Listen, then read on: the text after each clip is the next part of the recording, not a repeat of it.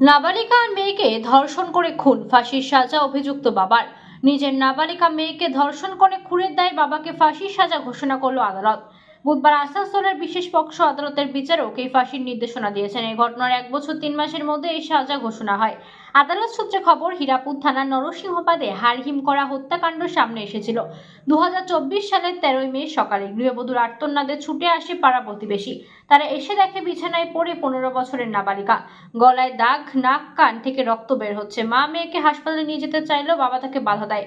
এই অবস্থায় প্রতিবেশীরাই জোর করে মেয়েটিকে হাসপাতালে নিয়ে গেলে চিকিৎসকরা তাকে মৃত বলে ঘোষণা করে। মেয়ের মায়ের অভিযোগে গ্রেফতার করা হয় তার বাবাকে। ঘটনার তদন্ত যত এগিয়েছে, হত্যাকাণ্ডের বীভৎসতা সামনে এসছে। ময়নাতদন্তে জানা যায় যে মেয়েটিকে খুন করার আগে ধর্ষণ করা হয়, তারপর দড়ি দিয়ে শ্বাসরোধ করে খুন করা হয়েছে।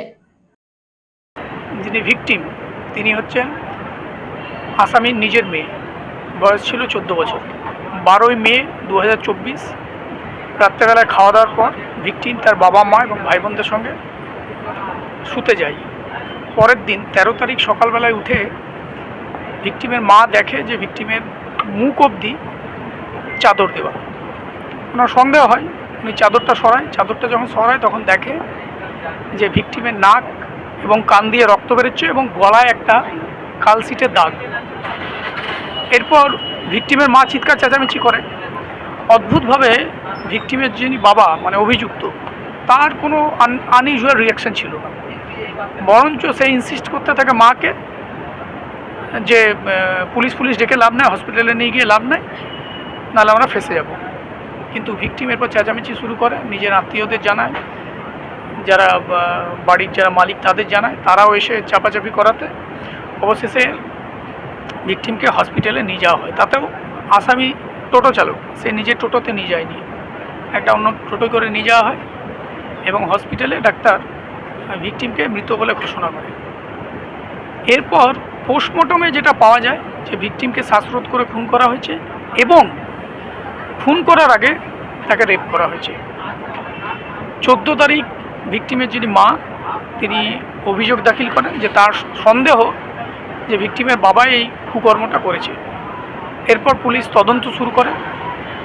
তদন্ত শেষ করে পুলিশ অভিযুক্তের বিরুদ্ধে চার্জশিট দাখিল করে। এই মামলায় যিনি ইনভেস্টিগেটিং অফিসার কিছু খুবই গুরুত্বপূর্ণ তথ্য প্রমাণ কোর্টের সামনে পেশ করেছিল।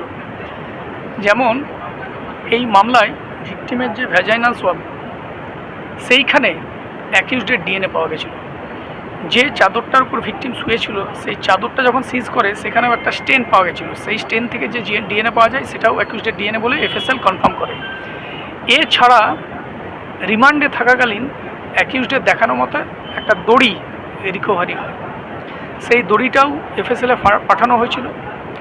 ভিকটিমের গলায় যে লিগেচার মার্ক, সেই লিগেচার মার্কের যে ফেব্রিক ইমপ্রেশন, সেই ফেব্রিক ইমপ্রেশনের সঙ্গে ওই যে দড়িটা রিকভার হয়েছিল তার ফেব্রিক ইমপ্রেশনও ম্যাচ করে এফএসএল সেই রিপোর্ট দেয়। আপনাকে ডাকলাম একটু ইম্পর্টেন্ট জিনিস বলার জন্য। আজ লার্ন জাজ এক্সক্লুসিভ পক্সো কোর্ট একটা অর্ডার পাস করলেন regarding a case where the accused has been punished with death for the rape and murder of his biological daughter. এটা প্রথমবার পশ্চিম বর্ধমান জেলায় ক্যাপিটাল পানিশমেন্ট দেওয়া আছে।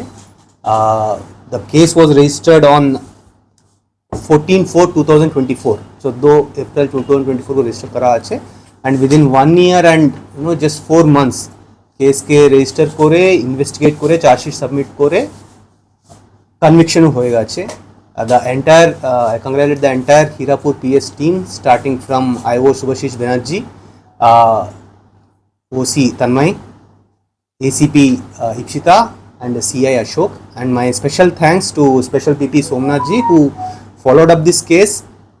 উনি এনশোর করলেন কি এই কেসকে আমি ভালো করে ফাইট করি আর কনভিকশন হয়ে যাক। I thank the entire team and the special PPS.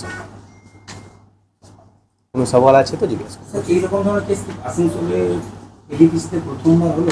পশ্চিম বর্ধমান জেলাতে প্রথমবার ক্যাপিটাল পানিশমেন্ট, ডেথ পানিশমেন্ট দেওয়া আছে। This is the first time in Paschim Bardhaman district. দেখুন এবার এটা জিনিস ছিল কি এটা ফ্যামিলির মধ্যে মামলা ছিল।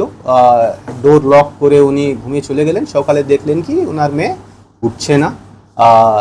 রক্ত ছিল ফ্রম ইয়ার্স অ্যান্ড নোজ। তো যখন হসপিটালে নেওয়া হচ্ছে she was declared brought dead.